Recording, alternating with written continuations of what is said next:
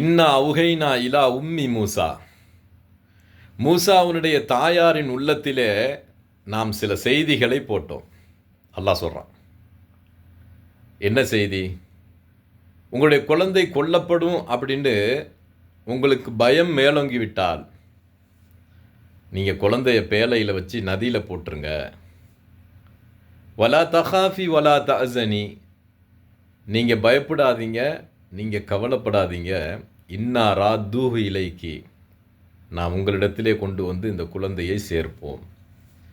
வஜாயிலுஹு மினல் முர்சலீன், தூதர்களில் ஒருவராகவும் நாம் மூசாவை ஆக்குவோம் அப்படின்னு அல்லாஹ் சொன்னான். ரெண்டு மகிழ்ச்சியான செய்தியை முன்னறிவிப்பா அல்லாஹ் சொன்னான். ஆனால் அந்த தாய்க்கு அல்லாஹின் மீது நம்பிக்கை இருந்துச்சு, மகிழ்ச்சி வரல. ரெண்டு செய்தி என்ன? நீங்கள் போடுங்க, நாம் கொண்டு வந்து சேர்ப்போம் உங்கள்கிட்ட. ரெண்டாவது, தூதர்கள் வந்தாங்க இல்லையா அந்த உலகத்தில், அதுபோல் இவரையும் நாம் தூதராக்குவோம் அப்படின்னு அல்லாஹ் முன்னறிவிப்பு செஞ்சான். இந்த செய்தியை கேட்டு நம்பிக்கை வச்சிருந்தாங்க, மகிழ்ச்சி வரவே இல்லை. அதுக்கு மாத்தமாக குரான் பேசுது. எப்படின்னா, குழந்தையை பேலையில் வைத்து அனுப்பிய பிறகு மூசாவுனுடைய உள்ளம் துக்கத்தால் வெறுமையாகி விட்டன. குரான் இப்படி சொல்லுது. அவர்களை நாம் பலப்படுத்தினோம், அந்த தாயாருக்கு நாம் பொறுமையை கொடுத்தோம். இதெல்லாம் நாம் செஞ்ச அருள். அப்படி நாங்கள் கொடுக்கல, அந்த அருள் செய்யலை அப்படின்னா எல்லா இடத்துலையும் போய் சொல்லியிருப்பாங்க. தாயார் அவ்வளோ பெரிய துக்கம். மூசா அலைஹிஸ்ஸலாம் அவங்களுடைய எண்ணங்களை தவிர, சிந்தனைகளை தவிர, நினைவலைகளை தவிர வேற எந்த நினைவலைகளும் கிடையாது அந்த தாய்க்கு. அப்படி ஒரு துக்கம் அவங்களுக்கு. அல்லாஹ் அந்த தாயை தேர்த்தினான். அந்த தாய் பேலையில் போட்ட பிறகு மகளை அழைச்சாங்க. குரான் சொல்லுது, காலத்தில் யுஹ்திஹி, மூசாவின் சகோதரியை அழைத்தார்கள். குஸ்ஸிஹி, உன் தம்பியை பின்தொடர்ந்து போ, உன்னை யாரும் பார்க்காதவாறு, யாரும் சந்தேகப்படாதவாறு அது எங்கே போகுதுன்னு பாரு அப்படின்ட்டு சகோதரி அனுப்புனாங்க. இப்போ அல்லாஹ் சொன்னபடி நதியில் போட்டாச்சு. இப்போ திசையை தீர்மானிக்கிற யாரு? அல்லாஹ் தானே. நீங்கள் குளத்துலையோ ஆற்றுலையோ கடல்லையோ எந்த இடத்துல போட்டாலும் எந்த பக்கம் காற்று அடிக்குதோ அந்த பக்கம் கொண்டு போய் சேர்த்துறோம் ஒரு பொருளை. காற்றை இயக்குபவது யாரு? அல்லாஹ். பாதையை அமைத்து கொடுத்தது யாரு? அல்லாஹ்.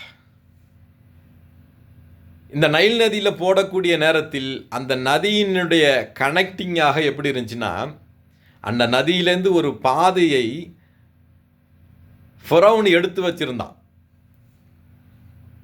தன்னுடைய அரண்மனைக்கு வந்துட்டு வெளியாகிற மாதிரி வச்சிருந்தான். அந்த ஆற்று தண்ணியிலேருந்து வந்து தான் புழங்குவதற்கு, பயன்படுத்துவதற்கு ஒரு வரப்புகளை ஏற்படுத்தி வச்சிருந்தான். அந்த வரப்புக்குள்ளே போயிடுச்சு அந்த பேலை. அங்கிருந்து வேலை பார்த்த பெண்கள் எல்லோரும் பார்த்தாங்க. பெண்கள் சேவையாளிகள் இருப்பாங்க. அது ஒரு அரண்மனை, பெரிய மாளிகை. பணிவிடை செய்வதற்கான பெண்கள் இருக்கக்கூடிய இடம், குளிக்கக்கூடிய இடமாக இருந்துச்சு. அந்த இடத்துக்கு கொண்டு போய் கரை சேர்ந்துச்சு அது. அல்லாஹ் குரானில் இன்னொரு இடத்துல சொல்கிறான், தாயிடத்திலே நாம் சொன்னோம், நீங்கள் போடுங்க, நாம் கரை சேர்ப்போம் அப்படின்ட்டு. இப்போ கரை எங்கே இருக்குது? ஃபிரௌனுடைய மாளிகைக்கு பின்புறம். இந்த பேலையை எடுத்து அந்த பெண்களெல்லாம் கொண்டு போனாங்க. எங்கே? எஜமான் இடத்துல கொண்டு போனாங்க. எஜமான் யார்? ஆசியா அம்மையார். இந்த பேலையில் என்னவாக இருக்கும் அப்படின்ட்டு எதிர்பார்ப்போடு திறந்து பார்த்தாங்க. ஒரு பிரகாசம், அவங்களுக்கு ஒரு ஈர்ப்பு ஏற்பட்டது ஆசியா அம்மையாருக்கு. மூசா அலைஹிஸ்ஸலாம் அவங்களை பார்த்த பிறகு ஒரு ஈர்ப்பு ஏற்பட்டது, ஒரு மிகப்பெரிய ஒரு மஹப்பத்து ஏற்பட்டது. அல்லாஹ் குரானில் சொல்கிறான், வாழ்க்கைத்து அலைக்க மஹப்பத்தம் மின்னி, நாம் நம்முடைய புறத்திலிருந்து மூசாவுக்கு அன்பை பொழிந்திருந்தோம். இந்த அன்பு எங்கெல்லாம் வேலை செய்துன்னு பாருங்கள். அல்லாஹ்வுடைய அன்பு எங்கெல்லாம் வேலை செய்து பாருங்கள். குழந்தை பார்த்தோன்னே பிடிச்சிருச்சு. ஆசியா அம்மையாரையும் அந்த குழந்தையும் பிரிக்க முடியாத அளவுக்கு அந்த குழந்தை பிடிச்சி போச்சு அம்மாவுக்கு. மதியனுக்கு போன பிறகு அங்கே அதாவது அந்த 2 பெண்களுக்கும் பிடிச்சிருச்சு, அந்த 2 பெண்களுடைய தந்தைக்கும் பிடிச்சிருச்சு. அப்படி ஒரு சம்பவம். எகிப்தில் ஒருத்தவரை யதார்த்தமாக அடிக்கும் போகும்போது அவர் இறந்துடுறாரு. இறந்த பிறகு ஒருத்தர் நன்மை நாடி வந்து சொன்னார் இல்லையா, உங்களை கொல்வதற்கு சதி திட்டம் திட்டுறாங்க மூசாவே, நீங்கள் எங்கேருந்து போயிடுங்கன்னு. இந்த முஹப்பத்தை அங்கே வேலை செய்யுது. அல்லாஹ் ஒரு அடியானை அன்பு வச்சா, அடியானை நேசிச்சிட்டான்னா யாரும் எந்த தீங்கும் செய்ய முடியாது.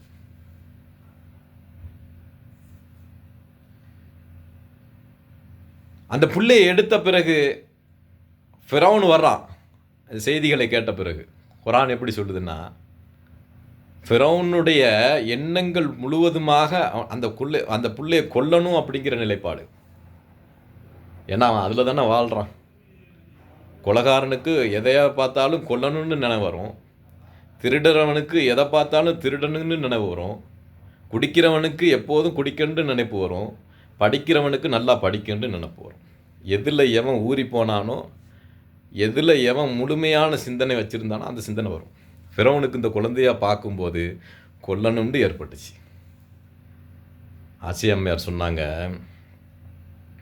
குர்ஆன் சொல்லுது, குர்ரத்த ஐனில்லி வலக், உங்களுக்கும் எனக்கும் கண்குளிர்ச்சியாக இருக்கட்டும் இந்த குழந்தை. லா தக்துலுஹு, இதை கொல்லாதீங்க. அசா என்ஃபானா, நமக்கு இந்த குழந்தை பயனளிக்க கூடும். அவ நத்தகிதகு வலதா, நாம் அந்த பிள்ளைய குழந்தைய போல் ஆக்கிக்கலாம், வளர்க்கலாம் அப்படின்னு சொன்னாங்க. ஃபிரௌன் அங்கே அவுட் ஆனவன் தான். ஊருக்கே அவன் ராஜாவாக இருந்தாலும், மந்திரியாக இருந்தாலும், மன்னனாக இருந்தாலும், சில இடங்களில் மனுஷன் அப்படிங்கிற இடத்துல மைனஸ் ஆகுவான். பொண்டாட்டிட்டு அடிமையாகலாம். காரணம் என்னென்னா, ஆசியா அம்மையாரை அளப்பெரிய காதலித்தான். அளப்பெரிய காதல் இருந்தது. மிகப்பெரிய ஒரு பிரியம் இருந்தது. ஆசியா அம்மையாரை தட்டி கழிக்க முடியாமல் இந்த விஷயத்தில் போனோம். நிறைய பேர் நம்ம பார்க்கலாம். நம்ம ஆள் வெளியில் சண்டை போட்டு வந்துடுவான், 4 பேரை அடித்து போட்டு வந்துடுவான், வீட்டுக்கு வந்தால் கம்முன்னு ஆயிடுவான். நம்ம வச்சுக்கிறக்கூடாது அப்படிங்கிறது தெளிவாக இருப்பான்.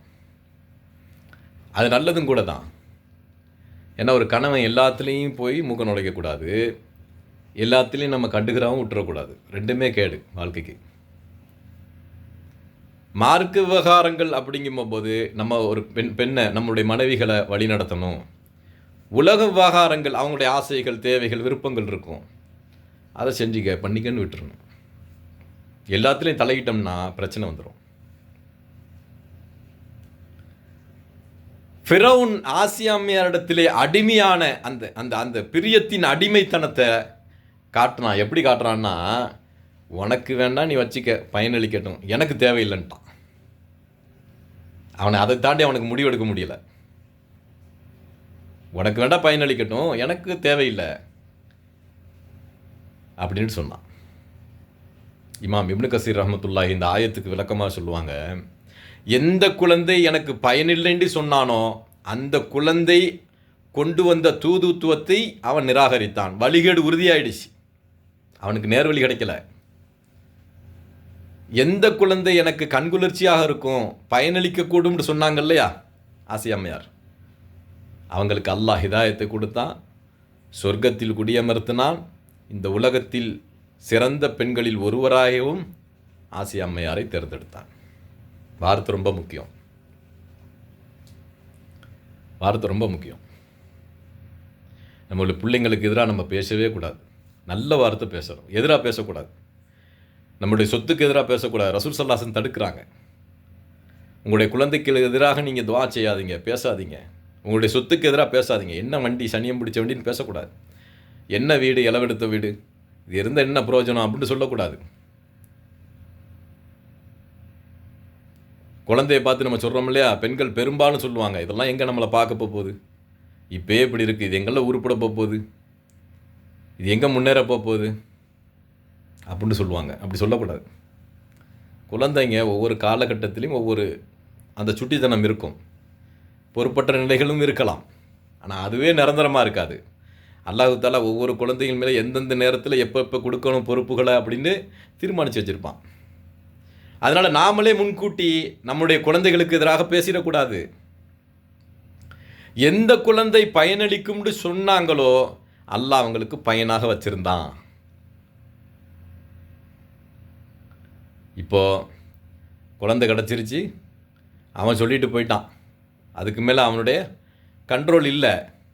இப்போ இந்த குழந்தை நமக்கு இருக்கட்டும்னு அவங்க தீர்மானித்தாங்க. அந்த குழந்தைக்கு முக்கியமாக அடிப்படையாக தேவைப்பட்டது பால் கொடுக்கறது. இன்ஷா அல்லாஹ் இதனுடைய தொடர்ச்சி நம்ம அடுத்த பதிவில் பார்க்கலாம்.